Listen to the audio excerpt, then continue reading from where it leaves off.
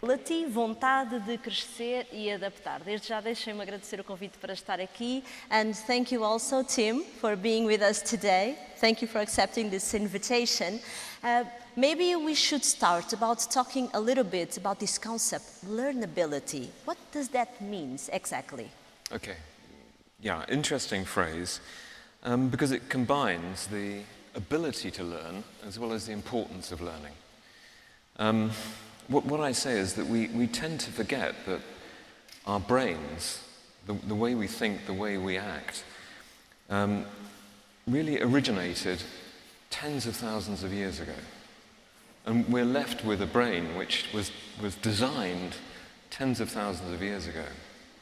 And each time a child is born, they have to learn and get access to the accumulated knowledge of our society, knowledge that we've accumulated over hundreds of years.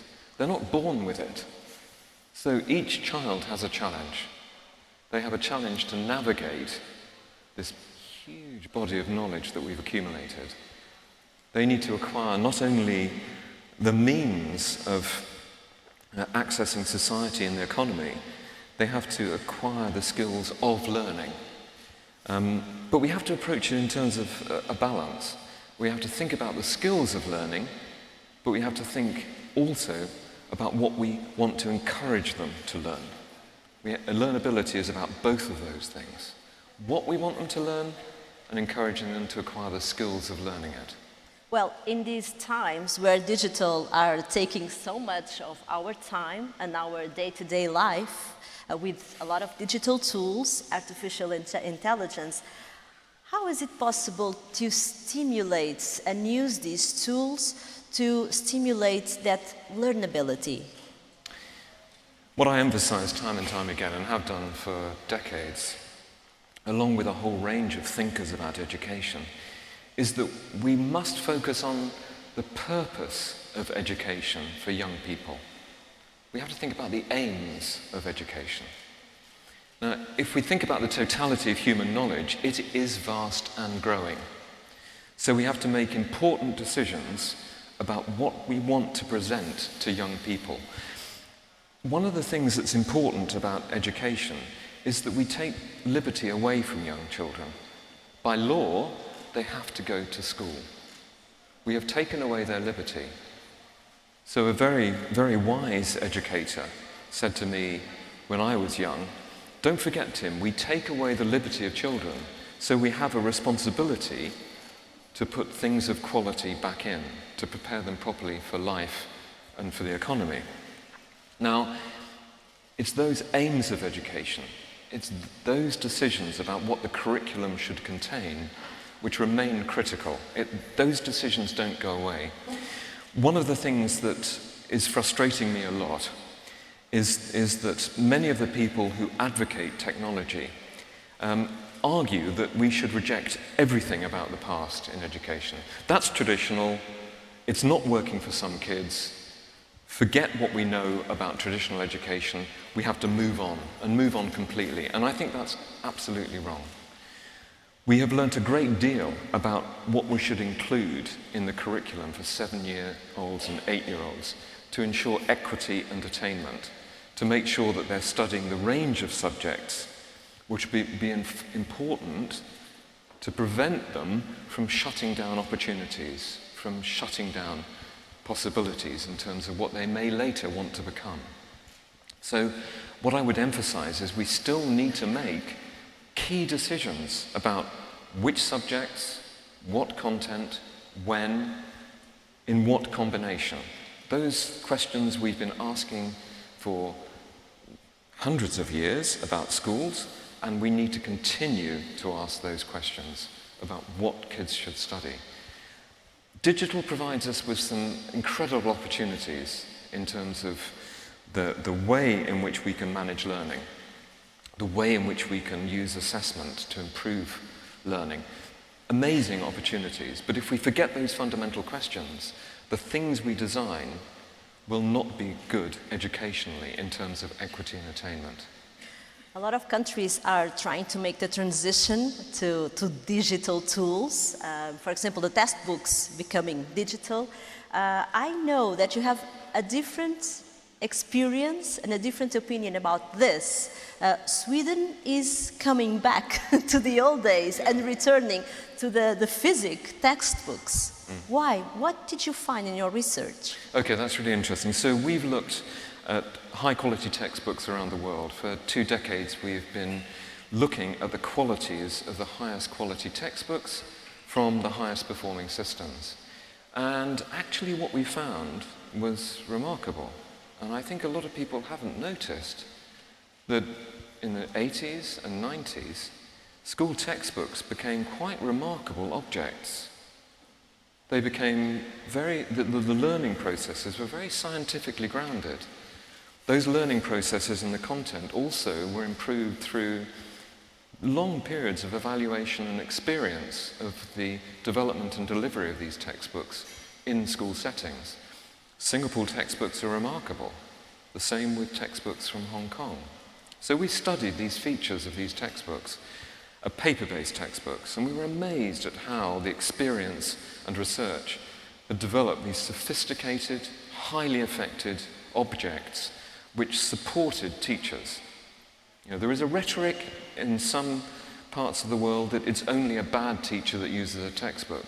We found exactly the reverse, that it was good teachers that supported the use of high-quality materials, and those materials made their lives easier and improved the equity and attainment of their learners. So that's what we found.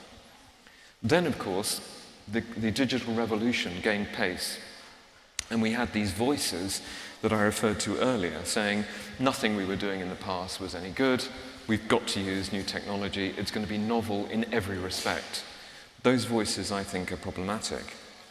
Now, what happened with Sweden is that they liberalized their school system, they introduced competition between schools, which they thought would raise quality, and they dropped significantly in the big international surveys, PISA and TIMSS. Really, their performance plummeted. They thought about what they had withdrawn from the system. They thought about the kind of support that teachers actually needed, but had decayed, and textbooks was one of them, paper-based textbooks. And there had been implementation of many different forms of digital resources, but it had been very incoherent.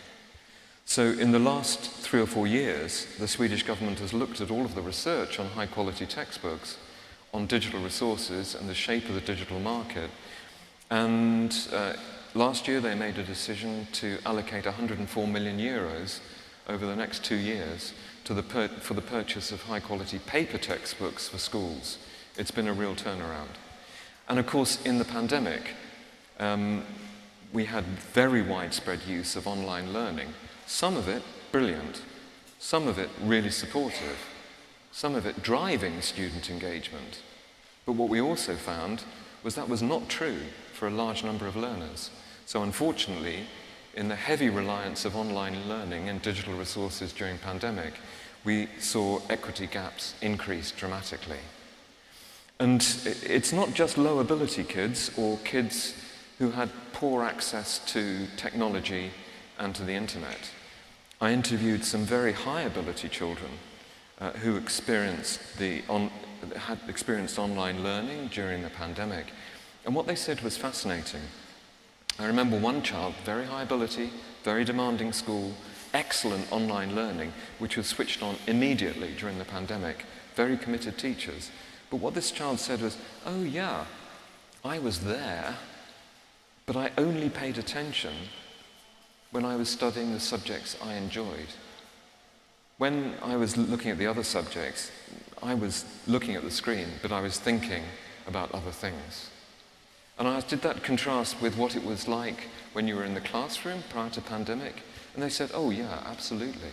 Because the teacher could always ensure that if I did drift off, that I was pulled back into the social learning in the group. We've learned a lot from that during the pandemic. I know you're worried about the COVID generation.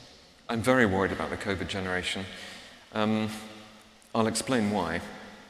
We have many studies We have studies of 16-year-olds, of 14-year-olds, of 8-year-olds, of kids who were born during the pandemic. Studies that look like this at each group. And each group, we know the problems that they faced because of the pandemic, and the kids that thrived during the pandemic and the kids that actually struggled. There were more that struggled than thrived. But we understand their problems. But the problems of the 16-year-olds, the 14-year-olds, and the 8-year-olds, and the kids born during the pandemic, the research tells us actually, when we look at all the studies, looking at it this way, that each of the problems are different for these different groups, and they're all moving up through education. So just as a school now has said, we had these problems with the 11-year-olds coming up from primary schools last year, and we did this, and it worked, that's fine. But next year, they're going to have a different set of problems. The children I'm really worried about are those who were born or were very young during pandemic. They had depressed social experience. They had depressed verbal experience. They're coming to school with poor executive function, concentration, able to in monitoring their own behavior, and so on. Now, unless we attend to those things, which, if they're not developed by the age of 7, it's very difficult, very slow, the development. These kids will only leave the education system in the mid-2030s. So you have to see it as a rolling problem that is evolving as it goes through schooling. And what politicians want us to think, and it's good in a way that everything's gone back to normal. That's good if we want to go back to the cinema and back to restaurants, that's good. But it's not normal in education, and teachers face enormous challenge, so do parents and young children. As far as you know, do you believe governments are implementing measures to fill that blank that pandemic created? I think it's very difficult for politicians because, as yet, researchers like myself, we haven't assembled all of the evidence in a way which is really intelligible for the politicians yet. That's a process we're doing right now. There are quite important implications of the research, and returning to the original idea of learnability, it means that we have to support teachers dealing with very challenging groups of learners, many of whom haven't acquired things by the age of 10 and 11, which they would have acquired in the past automatically through the family or through society. So the roles of teachers have just got more complex. And we're in England and in other nations, we're trying to help politicians right now to understand the nature of the problem. I don't think we're there yet. And I also think, as I said, governments want us to think we're back to normal, but actually they have to confront the fact that in schools we're not.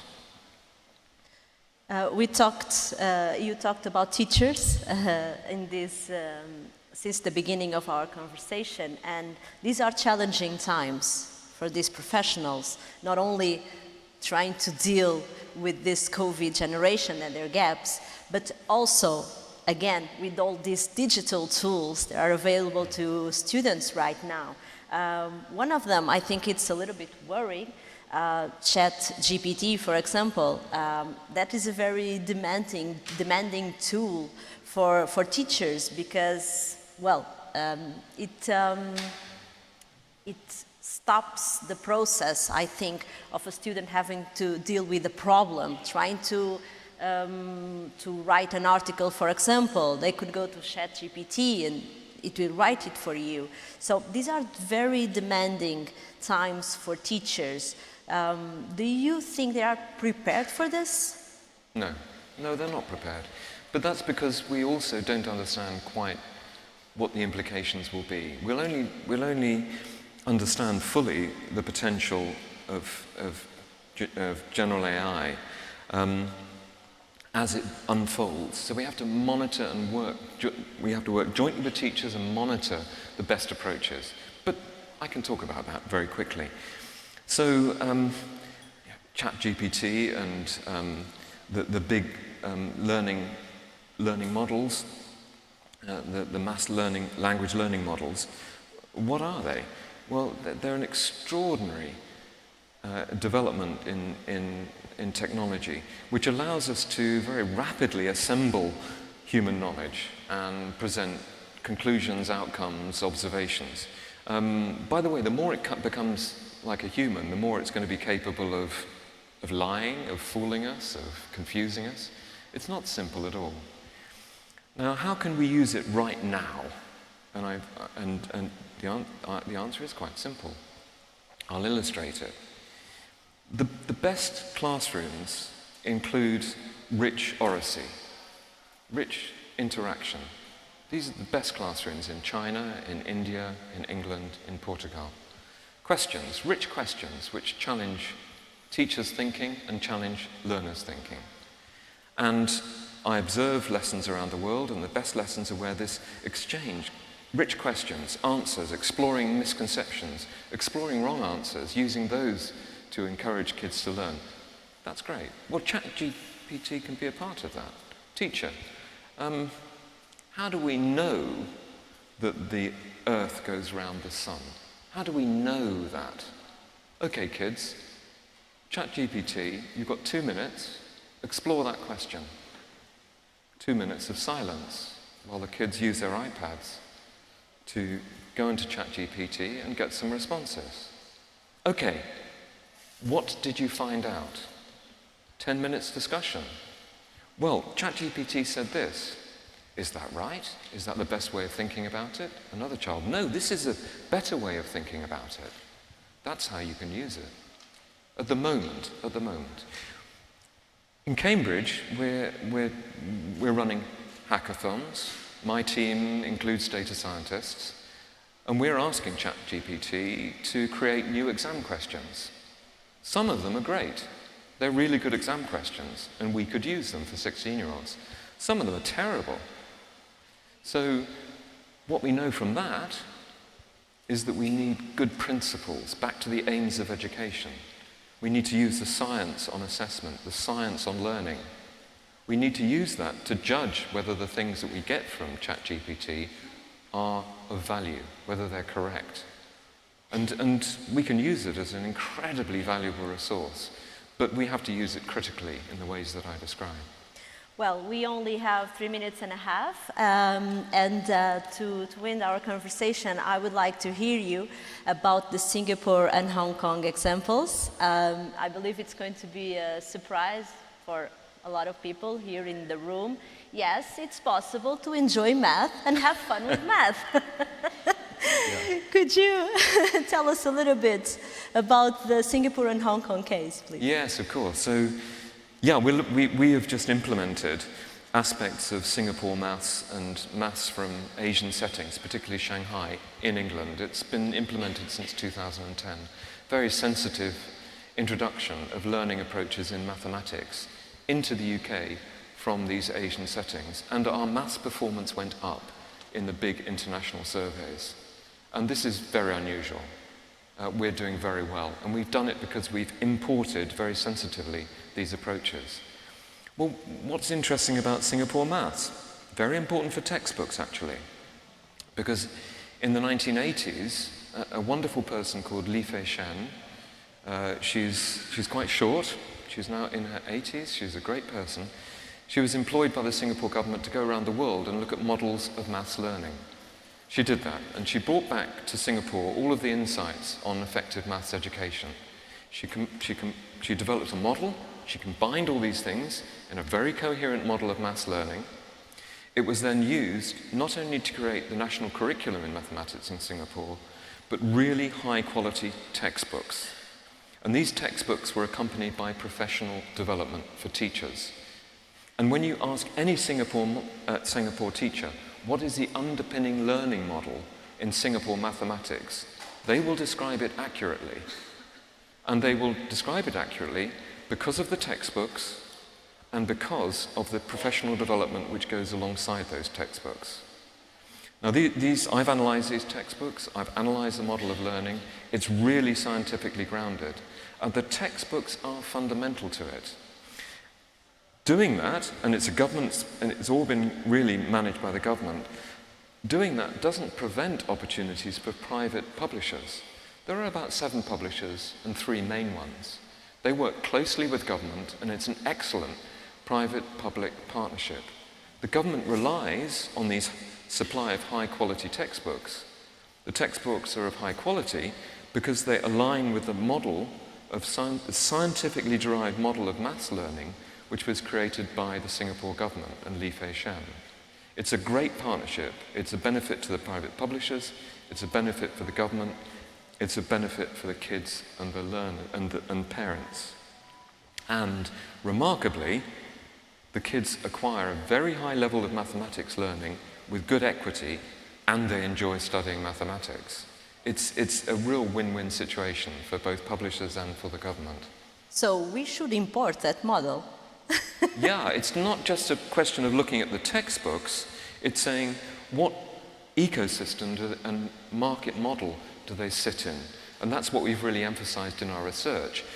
When you look at textbooks, it's not enough just to say, well, that's a good textbook. It's important to say, well, how did that society get to that good textbook? How is it used? How do teachers know how to use it? How is a sustainable supply of high-quality textbooks? How is that supply guaranteed in that nation? And Singapore, I think, is an excellent model. Well, our time has ended. Thank you, Anna. Thank you so much, Tim, and thank you to you all for being with us today. And I believe, I don't know if you can give an email if someone has a question for you, okay? Yes, for sure. Maybe you can address to Tim. Thank you so much. Thank you very much. Thank you.